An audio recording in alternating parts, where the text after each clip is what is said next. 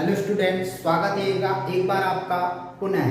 Students, last video में हमने त्रिकोणमितीय अनुपातों के सूत्रों के विषय में जाना था। आइए एक बार हम इसका रिवीजन कर लेते हैं। हमारे पास एक सारणी थी। इस सारणी के अंतर्गत हमने कुछ मानों को प्रदर्शित किया हुआ था। साइन ए के लिए हम बात करेंगे तो साइन ए, इसके बाद कॉस ए, इसके बाद था टेन ए। इसी के बाद हमने नीचे देखा था कि साइन का विपरीत कॉसेक, कॉसेक ए, कॉस का विपरीत सेक, सेक ए, टेन का विपरीत कॉट, कॉट ए।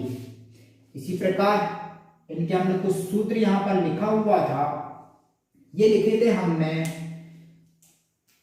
यहां पर लाल बटे, ये एक एक्स्ट्रा बन गई है, इसको मैं अलग कर देता हूं, बटे कका। प्रिय बच्चों, इसमें हमने देखा था एल से लंब, ए से आधार और के से कर्ण। तो यह हमने एक टेबल तैयार किए थे और इसकी सहायता से सभी सूत्रों को हमने जाना था। अब हम एक्सरसाइज 8.1 का एग्जाम्पल नंबर 1 समझेंगे कि यदि tan ए बराबर 4/3 दिया हुआ हो तो इसकी सहायता से शेष त्रिकोणमितीय अनुपातों को हमें ज्ञात करना है।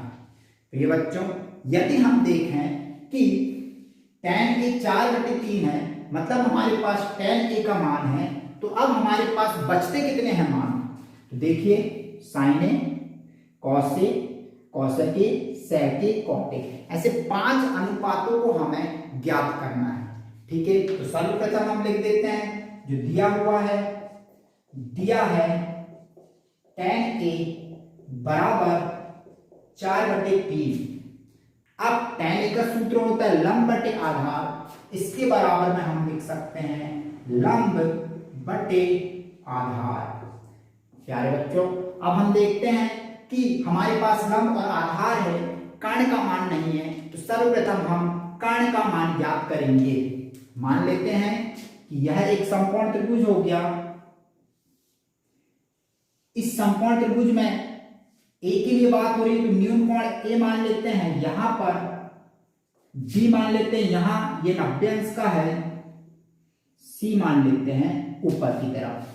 तो न्यून कोण से जुड़ी हुई भुजा आधार कहलाती है। इसे हम लिख देते हैं आधार। BC यहां पर लंब है क्योंकि आधार भुजा पर ये लंबवत 90 अंश का कोण बना रही है, और AC जो बचा वह है कर्ण। अब हम पाइथागोरस प्रमेय की सहायता से समकोण त्रिभुज ABC में पाइथागोरस प्रमेय की सहायता से कर्ण का मान ज्ञात करेंगे। पाइथागोरस प्रमेय सर्वप्रथम आप लिख दीजिए, समकोण त्रिभुज ABC में पाइथागोरस प्रमेय से, पाइथागोरस प्रमेय का सूत्र होता है कर्ण का वर्ग बराबर लंब का वर्ग धन आधार का वर्ग। ये फार्मूला होता है। अब इस समकोण त्रिभुज में आप देख सकते हैं कि कर्ण है AC, हम इसे लिख सकते हैं AC का वर्ग, लंब है BC, इसे लिखा जा सकता है BC का वर्ग, आधार है AB, इसे लिखा जा सकता है धन AB का वर्ग। अब यहां देखने वाली बात है, इस tan ए बराबर दिया है 3/4, अर्थात समकोण त्रिभुज में लंब मिल गया है 4, हम लिख सकते हैं यहां बराबर 4, आधार मिल गया है 3, यहां लिख सकते बराबर 3। 2 मान है, तीसरा मान इस प्रमेय की सहायता से आसानी से ज्ञात कर सकते हैं। मान रख दीजिए BC लंब है तो लंब का मान 4 है, अर्थात 4 का वर्ग, धन AB 3 है, 3 का वर्ग, AC का वर्ग जैसे का वैसा, AC का वर्ग 4 का वर्ग कीजिए, 4 का वर्ग होता है 16, 3 का वर्ग होता है 9, 16 और 9 को जोड़ दीजिए, हो गया 25, AC का वर्ग निकल गया 25, 5 का वर्ग होता है और AC का वर्ग, ये वर्ग से वर्ग कैंसिल हो गया, AC का मान प्राप्त हो गया 5, अर्थात कर्ण आ गया आपके पास 5। अब तीनों मान हमारे पास है समकोण त्रिभुज में। आसानी से अब हम ये 5 त्रिकोणमितीय अनुपातों को ज्ञात कर सकते हैं। तो क्रमशः मान रखते जाइए सभी के। तब त्रिकोणमितीय अनुपात, सबसे पहले साइन ज्ञात कर लेते हैं। तो साइन बराबर फॉर्मूला हो जाएगा लंब बटे कर्ण। तो लंब बटे कर्ण, लंब हो गया 4 है तो ये 4, कर्ण का मान प्राप्त हुआ है 5, 4 बटे 5। यहां ना लिख के मैं इधर लिख देता हूं 4 बटे 5। इसके बाद यहां cos a ज्ञात कर लेते हैं। अब तो cos a का सूत्र होता है आधार बटे कर्ण, मान रखते जाइए आधार बटे कर्ण, ये सूत्र हुआ। इस पर मान रखिए, इस पर मान रखेंगे आधार 3, कर्ण का मान प्राप्त हुआ है 5, कर्ण का मान प्राप्त हुआ है 5। इसी प्रकार cos के बाद अब देख लेते हैं cosec। cosec a का फॉर्मूला हो जाएगा कर्ण बटे लंब, कर्ण बटे लंब बराबर कर्ण का मान है 5, तो 5 बटे लंब का मान प्राप्त हुआ है 4, पहले से है तो 5 बटे 4। cosec a sin a का भी विपरीत होता है, तो देखें यहाँ 4 बटे 5 प्राप्त हो रहा है, यहाँ 5 बटे 4। इसी प्रकार cosec के बाद sec a प्राप्त कर लीजिए। sec a का फार्मूला हो जाएगा कर्ण बटे आधार, कर्ण बटे आधार बराबर कर्ण है, कर्ण का मान आया 5, तो ये हो जाएगा 5 बटे आधार का मान है 3, तो 5 बटे 3। ये sec cos का विपरीत होता है, तो देखिए यहाँ 3 बटे 5 था, यहाँ 5 बटे 3 आ गया। इसके बाद बचा आखिरी cot a, तो cot a भी हम यहाँ पर लिख लेते हैं। cot a बराबर आधार बटे लंब, तो आधार बटे लंब, ये tan a का विपरीत होता है, तो tan a बराबर 4 बटे 3 है, तो ये हो जाएगा 3 बटे 4। ठीक है, आधार का मान 3 बटे लंब का मान है 4।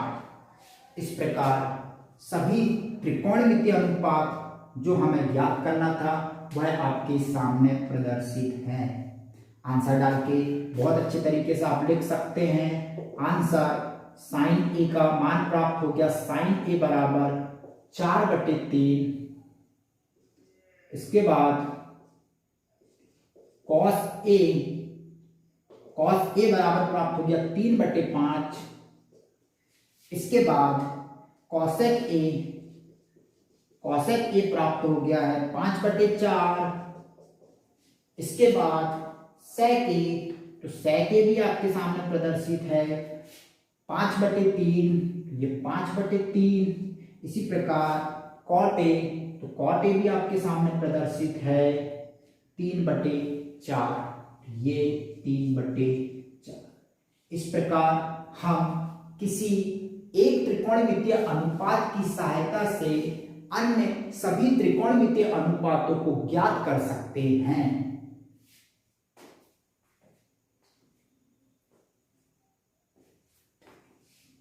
प्रिय बच्चों, अब देखते हैं प्रश्नावली 8.1 का प्रश्न नंबर पहला। प्रश्न नंबर पहला प्रश्न यह है कि यदि हमें एक त्रिभुज एबीसी दिया हो और इसमें कोण भी समकोण हो, तब AB का मान 24 सेंटीमीटर और BC का मान 7 सेंटीमीटर दिया हो।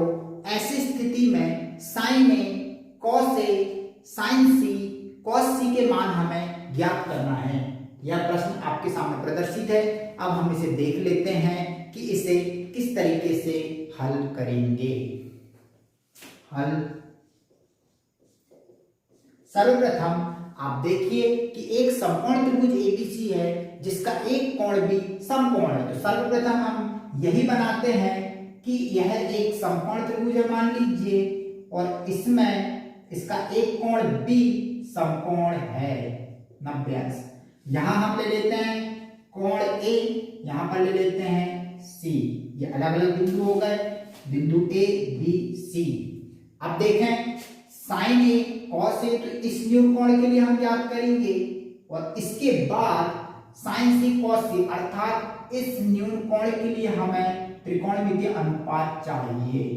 अब जो है जो भी मान ज्ञात करना हो केवल हमें वही मान हम ज्ञात करेंगे। तो इसमें हमें दिया हुआ है, तो सर्वप्रथम आप लिख दीजिए दिया है त्रिभुज एबीसी है जिसमें कोण बी समकोण है अर्थात 90 अंश है। इसी में AB आपके पास है दिया हुआ है 24 सेंटीमीटर। इसी प्रकार BC भी दिया हुआ है 7 सेंटीमीटर। इसको हम समकोण त्रिभुज में प्रदर्शित करेंगे। AB 24, तो यह AB है 24 सेंटीमीटर, यह कहलाता है आधार इस न्यून कोण A के लिए, और जो BC होगा वह लंब कहलाएगा। यदि कोण C की बात करेंगे तो यह मान हमारा लंब कहलाएगा और यह आधार कहलाएगा। अर्थात BC का मान यहाँ 7 सेंटीमीटर है, 7 सेंटीमीटर मान रख दीजिए। अब समकोण त्रिभुज में AC का मान ज्ञात कर लीजिए पाइथागोरस प्रमेय से। तो लिखते हैं आप पाइथागोरस प्रमेय से, पाइथागोरस प्रमेय से कर्ण का वर्ग बराबर लंब का वर्ग धन आधार का वर्ग। सभी के मान रख दीजिए। कर्ण का मान ज्ञात करना है AC का वर्ग, लंब 7 तो 7 का वर्ग, धन आधार है 24 का वर्ग।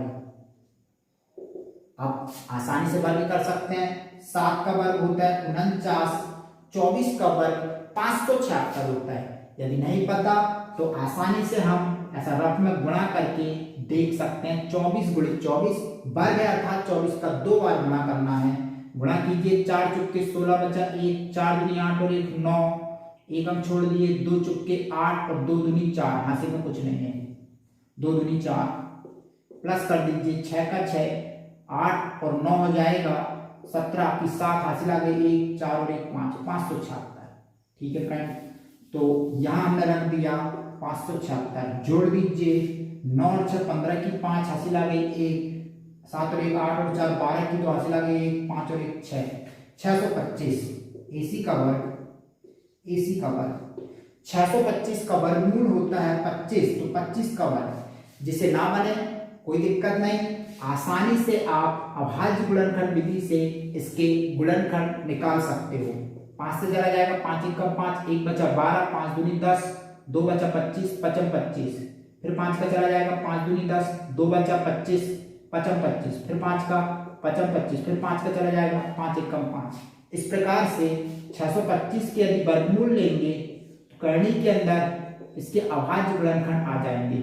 दो अंकों के एक जोड़े बाहर निकल जाएंगे, 5 का भी निकल गया, 1 5 का, तो 55 25 अर्थात 25 का वर्ग होता है 625। इस तरीके से भी आप निकाल सकते हो।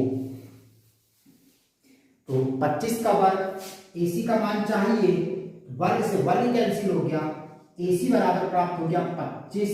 अब सभी मात्रक सेंटीमीटर में है तो यह भी ज्ञात हो जाएगा सेंटीमीटर में, अर्थात कर्ण का मान आ गया 25 सेंटीमीटर। ये लिख दिया हमने 25 सेंटीमीटर। अब जो मान ज्ञात करने को बोल रहा है वह आप ज्ञात कर लीजिए। तो सर्वप्रथम हम सभी के मानों को ज्ञात करेंगे। अब देखिए, पहले नंबर में हमें ज्ञात करना है साइन ए कॉस ए। तो साइन का सूत्र होता है लंब बटे कर्ण, तो मान रख दीजिए लंब बटे कर्ण। क्या क्या मान है सभी के? लंब बटे कर्ण, लंब देख लीजिए 7, ये हो गया 7 बटे कर्ण है अभी हमने ज्ञात किया 25 सेंटीमीटर, ये 25, ये साइन ए का मान ज्ञात हो गया। इसी में कॉस ए ज्ञात करना है, तो कॉस ए बराबर फॉर्मूला होता है आधार बटे कर्ण। आधार का मान है 24 24 सेंटीमीटर बटे कर्ण, कर्ण का मान आया 25, तो 25 ये ज्ञात हो गए साइन ए और कॉस ए। इसी प्रकार हम साइन सी और कॉस सी के मानों को ज्ञात कर सकते हैं। साइन का वही फॉर्मूला है, लंब बटे कर्ण, तो लंब बटे कर्ण। लेकिन ऐसी स्थिति में अभी मैंने बताया कि यदि इस न्यून कोण के लिए बात होगी तो यह आधार होगा और यह लंब होगा, और जब ऊपर वाले कोण की बात होगी तो उसकी सामने वाली भुजा लंब कहलाएगी, उससे जुड़ी हुई भुजा आधार कहलाएगी, और 90 अंश के सामने वाली भुजा कर्ण कहलाएगी। तो साइन सी के लिए यदि याद करना हो तो इस सी के लिए ये हो जाएगा आपका लंब और ये हो जाएगा आधार। ठीक है, तो अब लंब देख लीजिए, हमारे पास है 24, अर्थात जो आधार होगा वो लंब और जो लंब होगा वो आधार।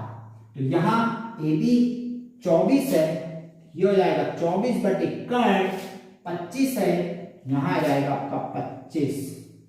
इसी प्रकार कॉस सी आपको और याद करना है, तो कॉस सी के लिए कॉस का फॉर्मूला वही होगा, आधार बटे कर्ण, बस न्यून कोण हमारा चेंज हुआ है, तो आधार आपका जो ए के लिए लंब था वह सी के लिए आधार हो जाएगा। तो यहाँ बीसी आधार होगा सी के लिए, तो बीसी का मान है 7, आधार आ जाएगा 7 बटे कर्ण का मान है कितना 25, तो यहाँ आ जाएगा 25। दूसरे तरीके में आप इसको ऐसा भी समझ सकते हैं, लंब ए के लिए है तो लंब हो गया BC बटे कर्ण 25, तो कर्ण है, कर्ण का मान है AC, यहां आ जाएगा AC। इसी प्रकार आधार, आधार देख सकते हैं AB, तो AB बटे कर्ण AC, तो AC देख सकते हैं, सभी के मान अलग अलग आ रहे हैं। इसी प्रकार इसमें लंब अभी हमने देखा, इसके सामने वाली भुजा AB लंब होगी, तो ये AB बटे कर्ण, कर्ण इसमें होगा AC, यहां जाएगा AC, और यहां के लिए देख सकते हैं cos C के लिए आधार, तो आधार इससे जुड़ी हुई BC, यहां लिख सकते हैं BC बटे कर्ण AC, यहां जाएगा AC। ये सभी मान हो गए। अब आप इसमें देख सकते हैं कि सभी के मानों के आधार पर हमने मान रखे हुए हैं, AB 24 ही है तो AB 24 है, AC 25 तो AC का मान 25, ऐसे सभी मान हमारे सामने प्रदर्शित हैं।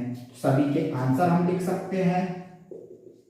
आंसर साइन A बराबर 7 बटे 25, कॉस A बराबर 24 बटे 25, साइन सी बराबर 24 बटे 25, कॉस सी बराबर 7 बटे 25। इस प्रकार हम इन सभी के आंसर्स लिख लिए हैं।